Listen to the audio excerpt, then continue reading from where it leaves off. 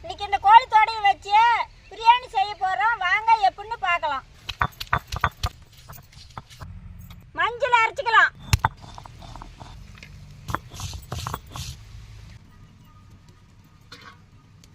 செக்கில் ஆட்டின சுத்தமான கல்லெண்ணெய், பட்டை, சோம்பு, பிரியாணி இலை, பச்சை மிளகாய்,